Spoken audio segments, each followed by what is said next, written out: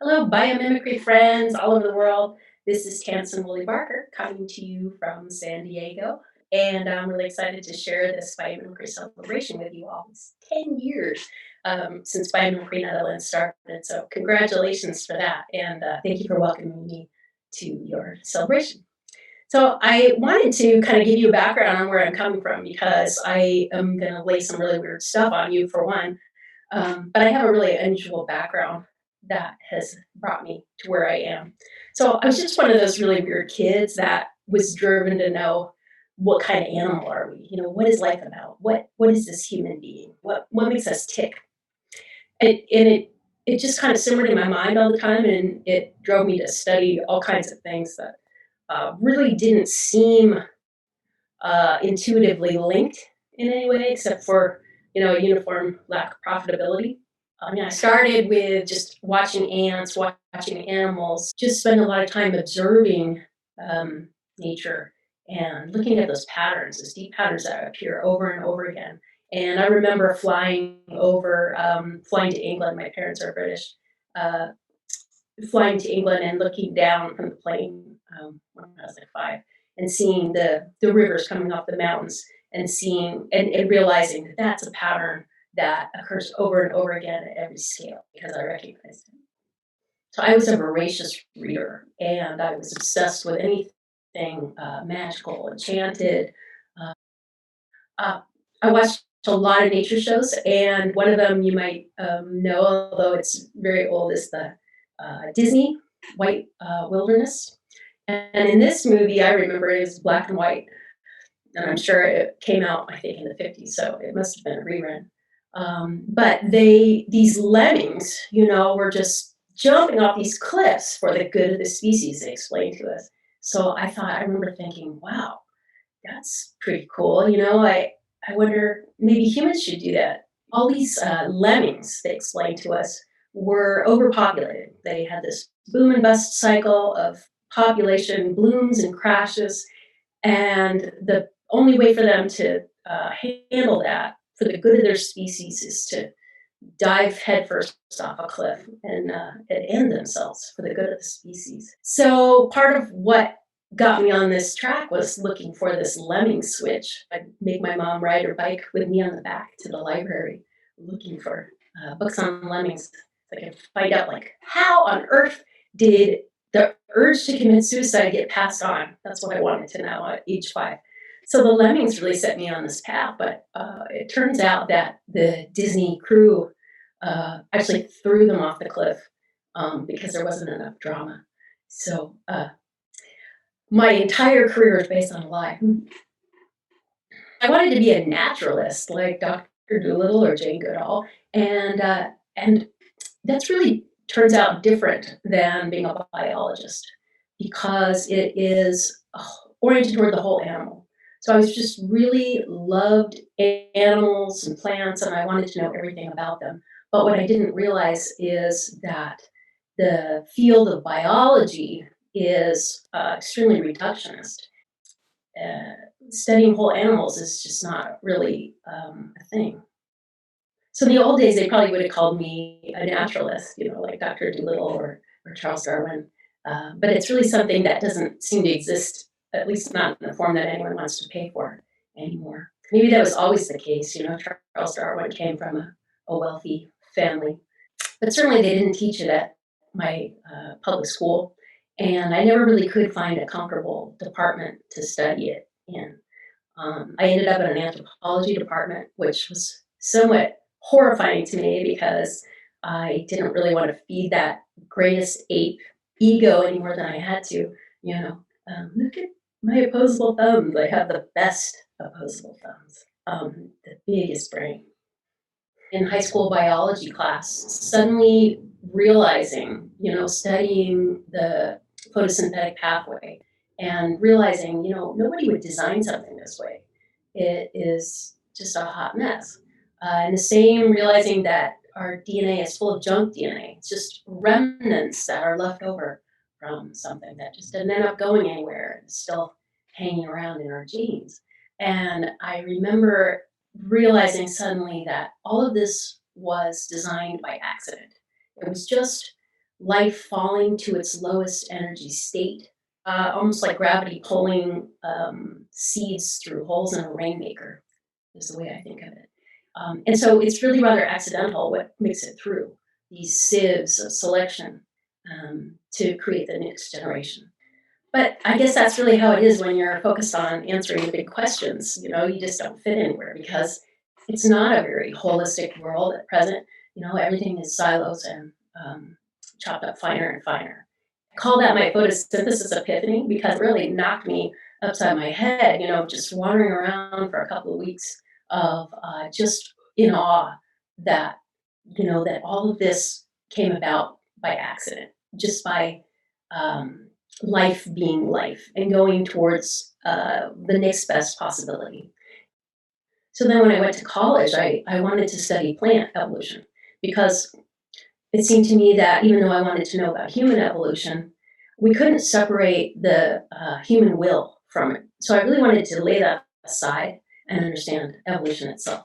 So I thought the best way to do that would be to study plants because they don't have cute little eyes and they don't evoke that emotional response. So I went to Santa Cruz Mountains. I ended up studying plant form and function there in the redwoods. And I also spent a few months backpacking the Hawaiian Islands, studying plant morphology and island biogeography. I took my E.O. Wilson Island Biogeography book with me and hiked all of the islands with that. That was really incredible. And then I discovered sociobiology under the legendary evolutionary biologist Bob Trivers, um, who really invented the field of sociobiology. And from that came out evolutionary psychology and a lot of the state of the art kinds of evolutionary theory that we're using today. And then after graduating, I went to live on a fishing boat in Alaska in the Bering Sea as a marine mammal observer. I was the only woman on board a crab boat with 25 fishermen. But it was worth it because I was able to take that money that I earned there and go to both the Amazon and the Galapagos Islands. So my fate was sealed. I was a biologist. So at that point, I was really into social biology with Bob Travers and Dawkins. I was studying brain evolution and human origins and evolution. So I went to grad school in NYU and Columbia studying biological anthropology, so the evolution of humans and our relatives. Ended up living in a tent by the Awash River in Ethiopia. And that was very near the spot where Don Johansen and his team found Lucy, the fossil Australopithecine. So this area was really the cradle of humanity, and you couldn't forget it walking around. You saw all kinds of tools, stone tools. It's a really magical place. So the Awash River is an ecotone. The rainy, wet highlands of Ethiopia, and it comes down to this desert area, which is the kind of the gateway to the Sahara. So very dry, very desolate. Along this ecotone, along this river, that is where these two very different species of baboon were meeting and mating. And it looked like this hybrid zone had been there for maybe a million years. So not the temporary thing that we normally think of with hybridization. These are like sutures in populations, and they remain fairly steady, although they move, because they're held steady by some kind of balance.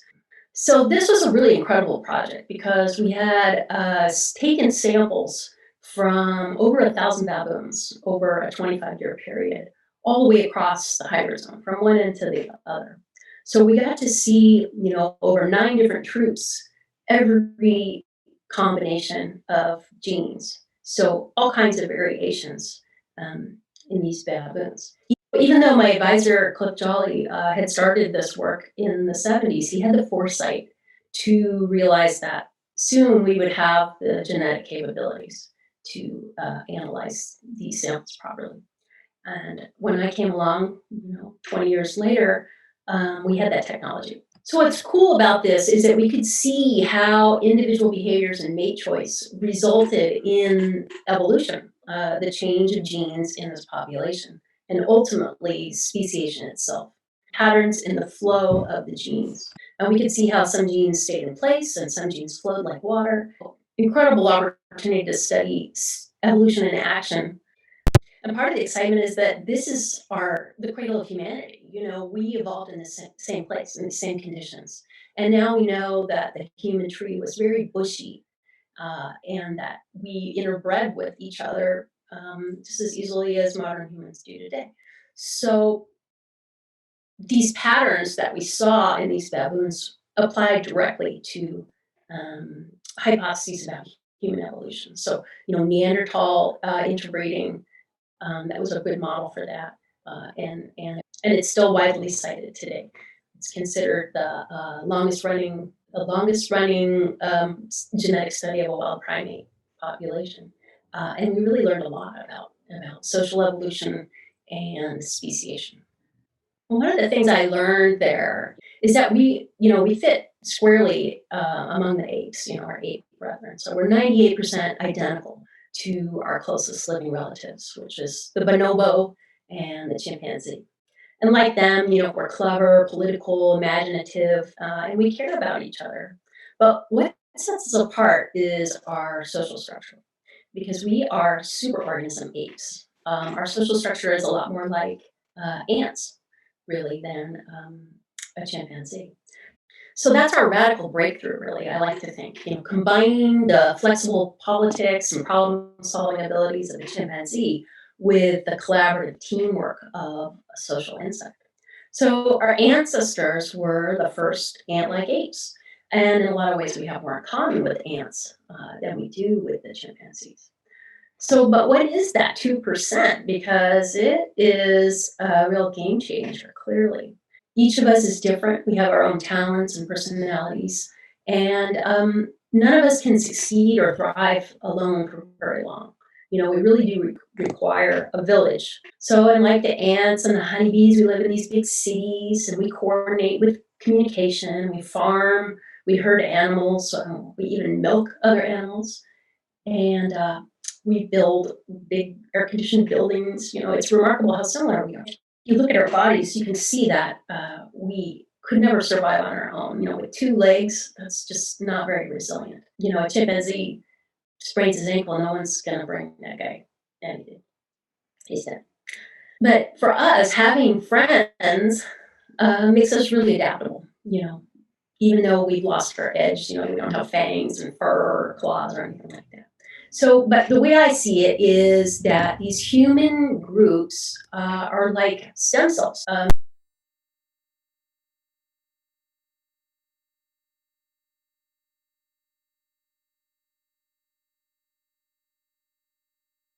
And I see the same role for imagination and play and the human extended childhood. That's we're flexible. We can become different things in that time. And that was me trying to figure out what to be when I grew up. I did get a doctorate in biological anthropology. I spent half the time in a genetics lab and half the time in the tent in the desert.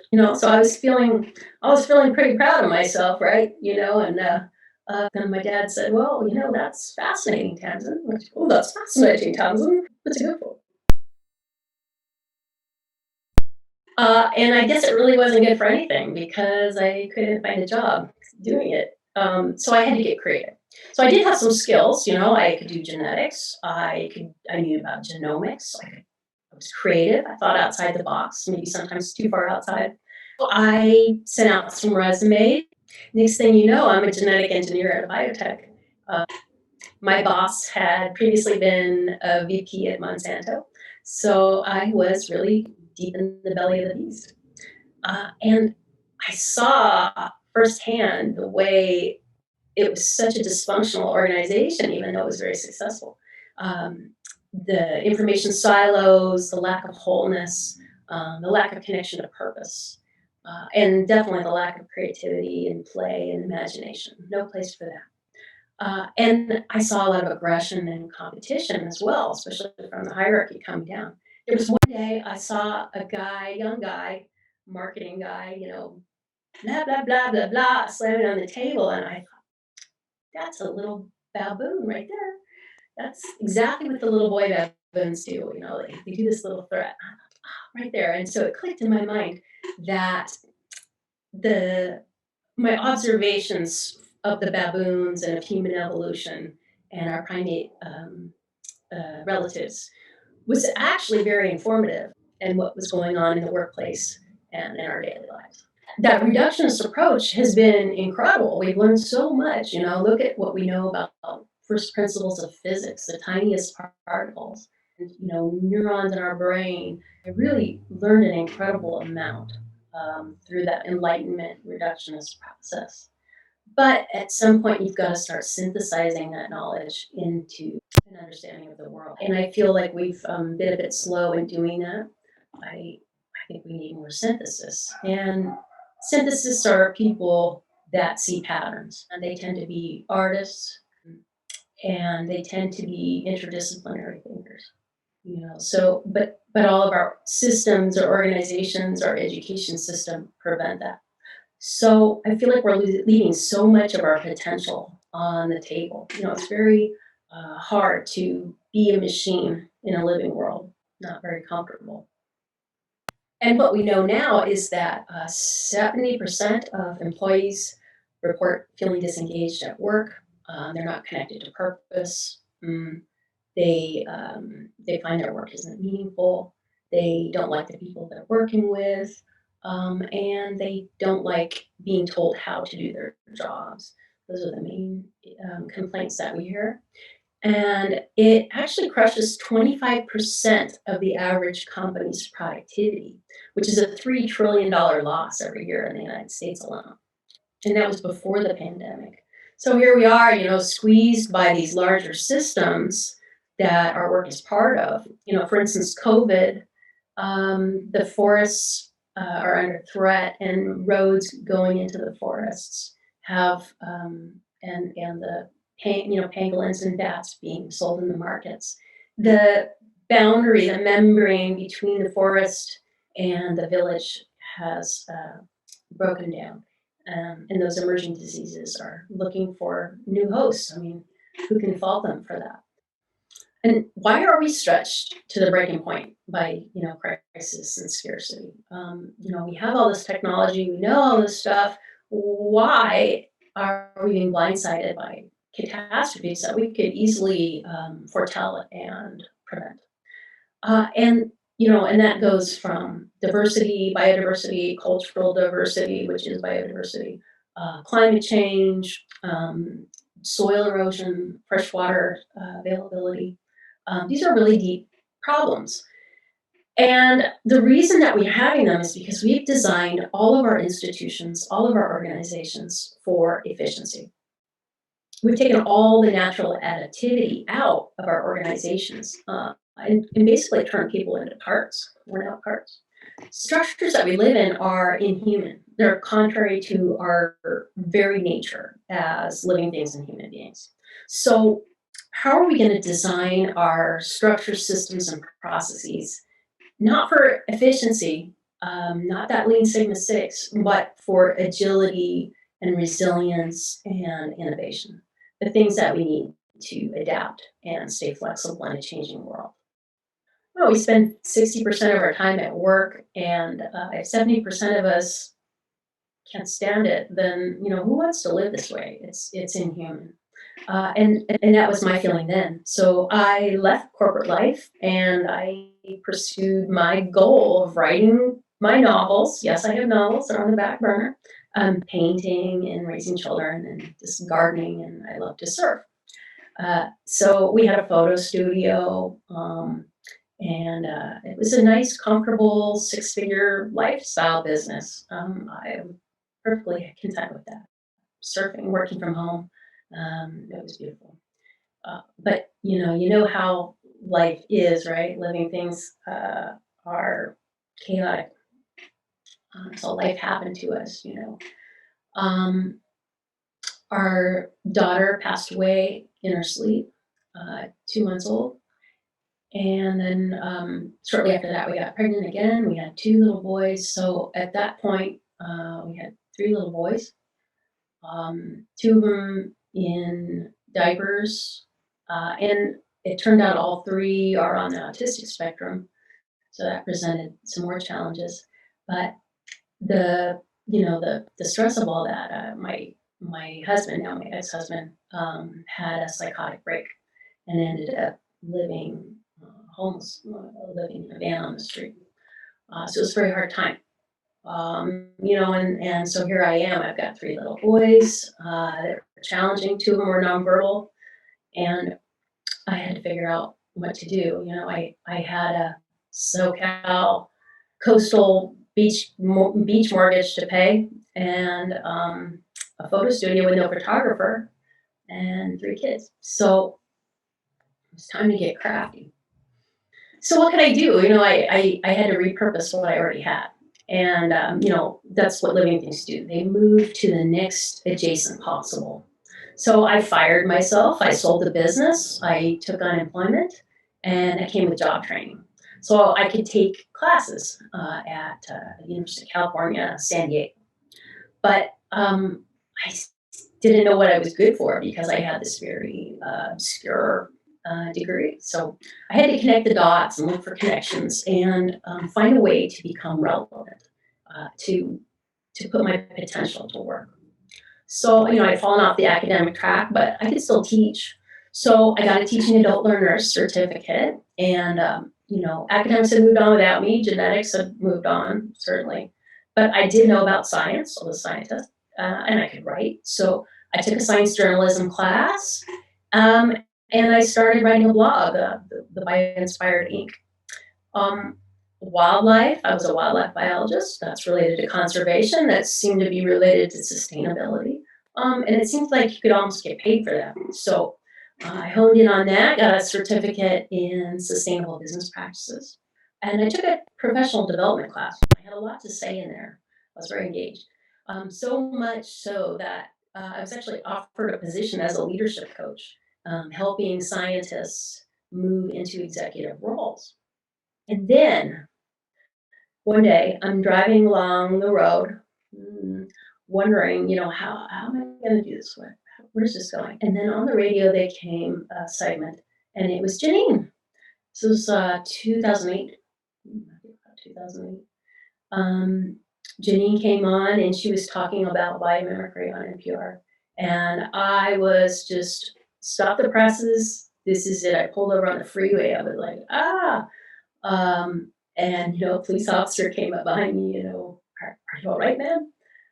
I've never been. So I turned around and became a biomimic on the spot. That's what I've done ever since. I ended up calling everyone I could and doing all the research I could. I started my blog. I already had my blog, Bio-Inspired Inc.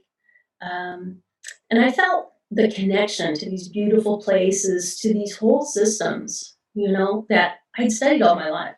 So it felt like home to me, all the excitement and care. And I thought, here, I can be whole here. I can be an artist and a scientist and a writer, and I can do something about the state of the world. Like, this is someplace where I can connect what I know to real life and maybe make a real difference. And I love that it breaks down the barriers between science and art and engineering and design and business and sustainability. I think it's just brilliant that way, holistic, and we're hungry for it. So that blog I heard got picked up by Habitat magazine, became the Biomimicry Manual, which is now an anthology called Letters from Tangled Bank, and that's available on my website. If you're interested in that, teaminnovationgroup.com.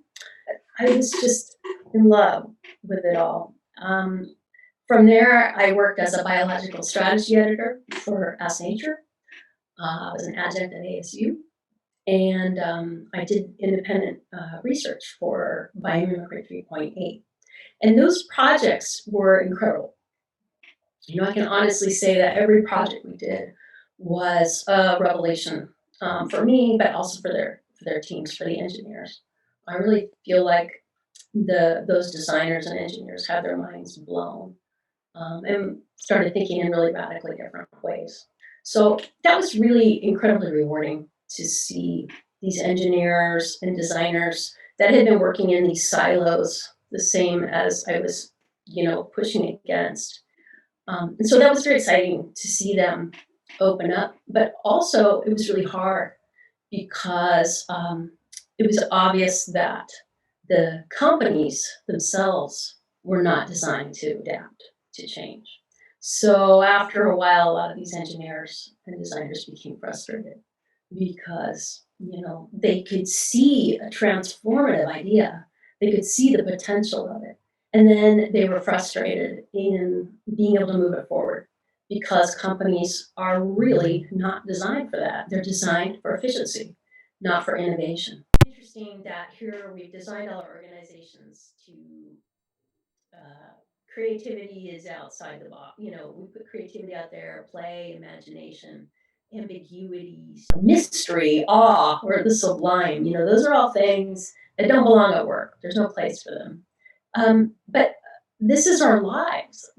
If we don't have those things, we can't see those patterns in that intuitive way that we need to.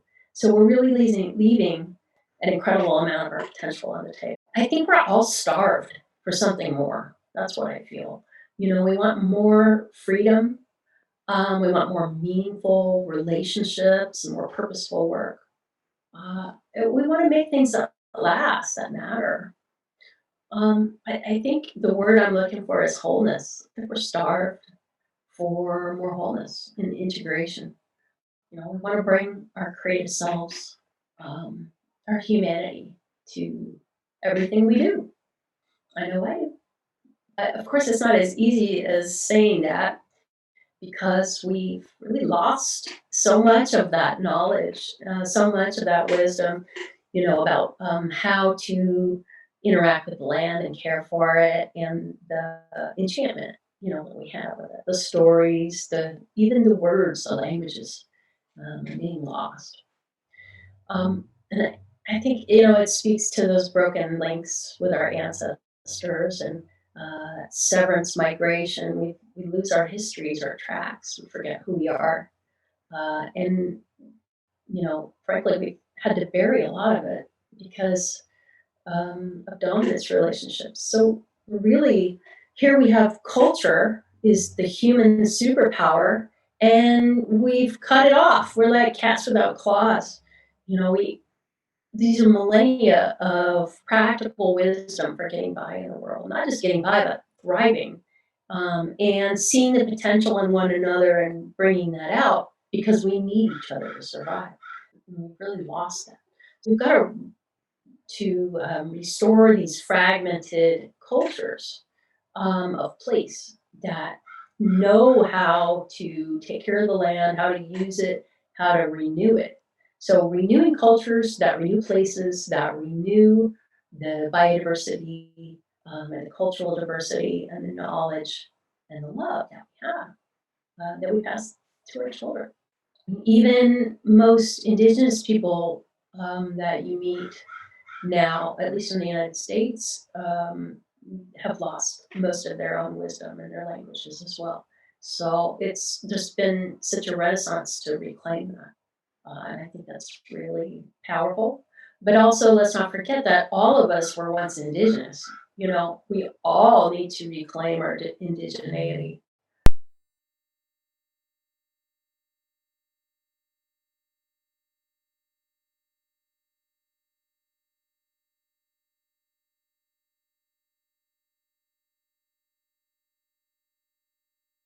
So after looking at all these organizations and thinking about how it could be done better, I kept returning to nature's most successful and ancient teams. We've got the ants and the honeybees. We also have slime molds and the mycelial fungus underground. So all of these are networked social creatures that require one another to survive. They all have different jobs, they're all genetically distinct, and they cannot survive alone. So I wrote the book Teaming. That's this one back here, Teaming. And it's what it is a collection of practices for consciously redesigning our structures and processes and systems to align with our living nature so we can be more adaptive and collaborative. So it's really drawn from evolutionary biology and anthropology, social biology and behavioral ecology, population genetics, biomimicry, again, this biomimicry, and developmental psychology, cognitive science, traditional ecological knowledge systems, tech, and regenerative design, because we're starting to apply the regenerative design frameworks from Charlie Crone and Regenesis. And it's really turning out to be very exciting to me to see the continuity of these frameworks.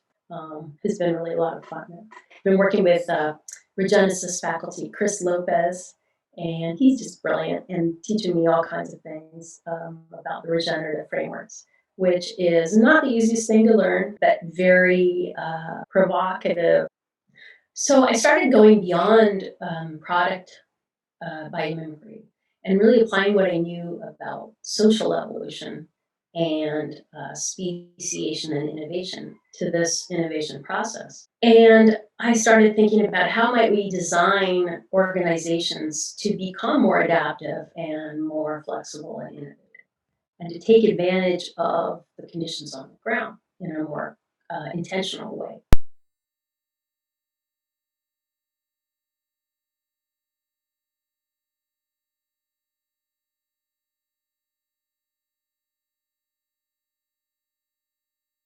Companies that can pivot, adapt to change quickly, agility is a premium, but we don't have those capabilities. We haven't designed our companies to do it.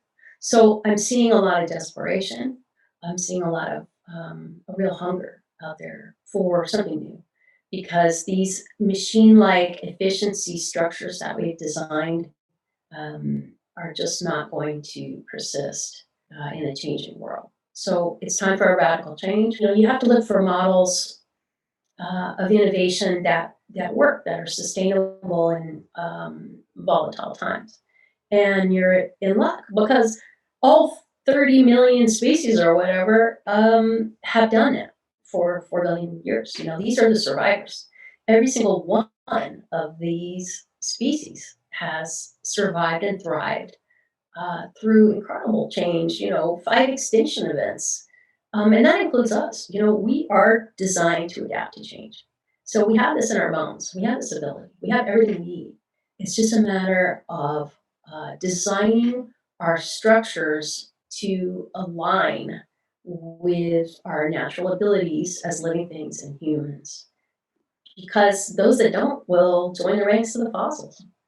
And here's the problem, when we have been in that reductionist mindset of trying to learn more and more about more specialized things, uh, as you scale up, the gaps between those silos grow. And so if you're trying to design something complex at scale, you're going to find that those gaps between the silos become really treacherous. And that's where things break and fall apart, because those gaps, it's not a whole thing. It's not designed as an integrated thing. So it takes a great deal of energy and materials to maintain those patterns. But it takes a great deal of energy and materials to break out of them. It comes down to a paradigm shift, and the time is now. Nature was out there. We go outside to nature, human nature connection. What would nature do? It's not us, it's out there. But suddenly, it's very much inside us. We've got these viruses in us. Um, and so we're live hosts and carriers. We're full-fledged participants in these living systems, like it or not. And so we've got to start designing for that reality, because if you're going to compete as a clone or a robot in the living world, you're not going to make it very long. So how do we do that? It's biological design. And that requires biological thinking, and that requires getting to know the way that living systems actually work. And especially our own animal nature.